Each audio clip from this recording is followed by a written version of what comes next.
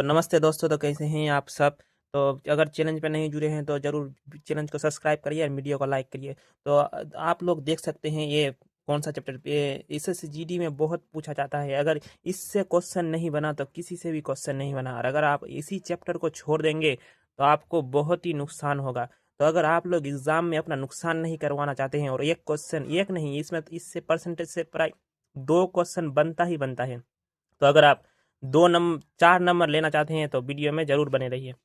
तो देख सकते हैं आज हम लोग करने वाले हैं परसेंटेज का सोल्यूशन। परसेंटेज ये है गागर में सागर बुक, जो अंकित भाटी ने न्यू लॉन्च किया है।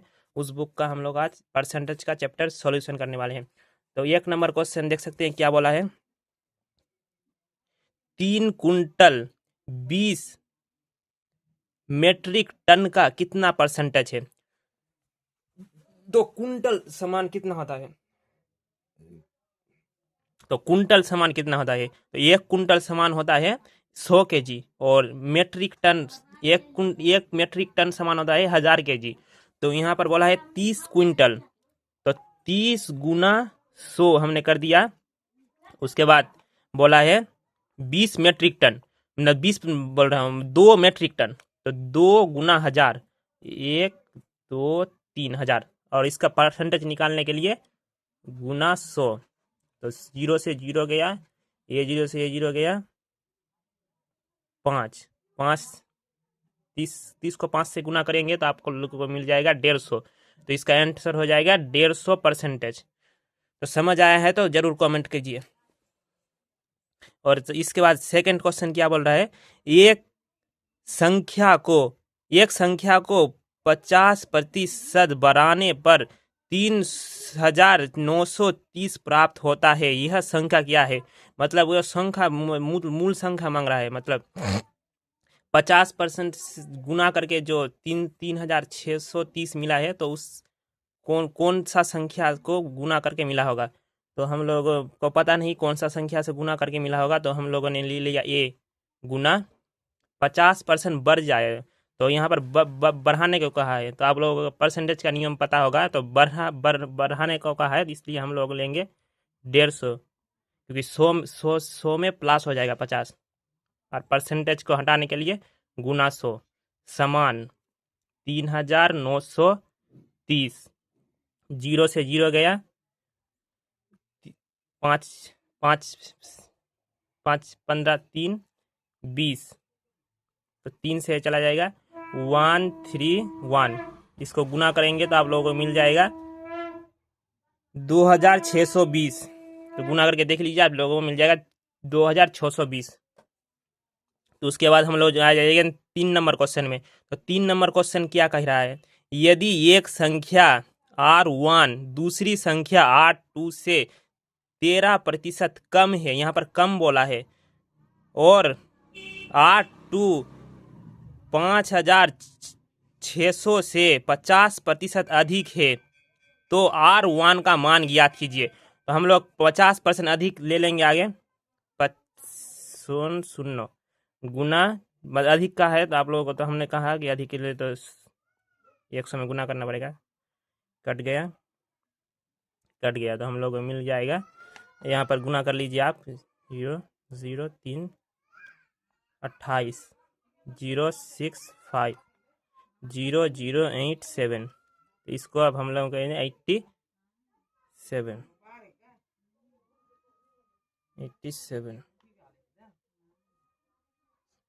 8 सत्ते 8 सत्ते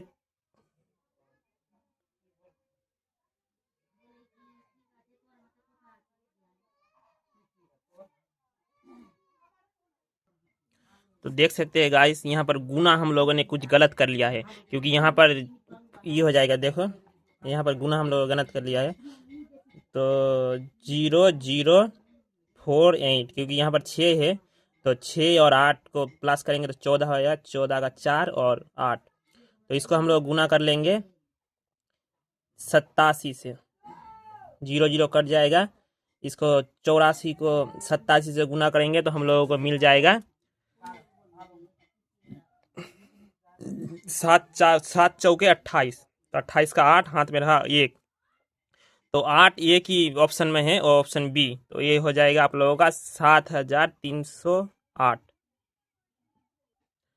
तो 3 नंबर क्वेश्चन हो गया है। अब आप लोग देख सकते हैं 4 नंबर क्वेश्चन ने क्या कहा है।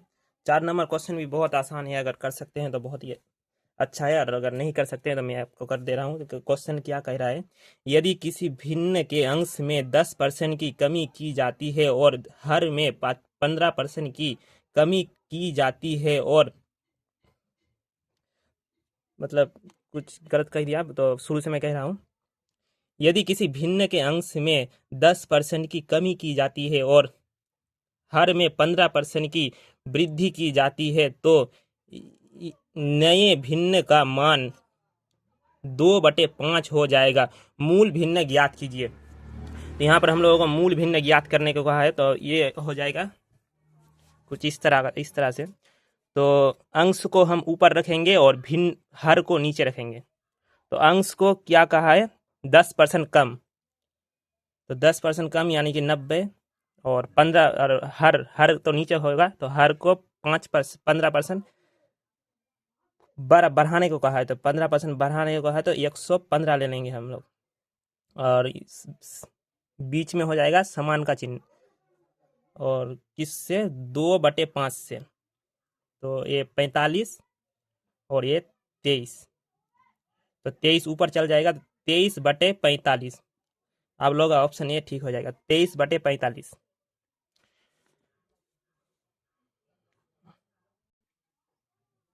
तो ये 5 नंबर का जो क्वेश्चन है वो आप लोगों का एग्जाम में नहीं आएगा, क्योंकि एडवांस लेवल का मैथ है, तो उतना एडवांस लेवल का नहीं आता है। हम लोगों का एग्जाम में थोड़ा मॉडरेट टाइप का आता है। तो ये 5 नंबर स्कीप आप कर सकते हैं।